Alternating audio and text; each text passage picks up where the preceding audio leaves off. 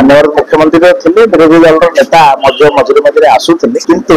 राति तमाम मु धन्यवाद देवी ओडिशा प्रदेश माननीय मुख्यमंत्री मोहन चरण माझी राति तमाम रहिले बिल हाउस केमिति परिचालना होछि एवं विशेष कर सब बड़ उपलब्धि एवं ट्रेनिंग प्रोग्राम है हमर नुआ विधायक जे गोटे विधायक प्रथम प्राथमिकता होछि कि विधेयक को पारित करबा एवं निर्भुल भाव में विधेयक पारित करे गोटे विधेयक जेतेबेले आसे विधानसभा रे केमिति क्लॉज वाइज अमेंडमेंट हबो ता ऊपर इंट्रोडक्शन रे केमिति तार इंटेंशन कथोपकथन एवं उद्देश्य उपर संबंध आलोचना क्लॉज वाइज डिस्कशन हेबो पासिंग मोशन रे डिस्कशन हेबो या गोटे बड़ ट्रेनिंग प्रोग्राम है जो माने नुआ विधायक हम हाउस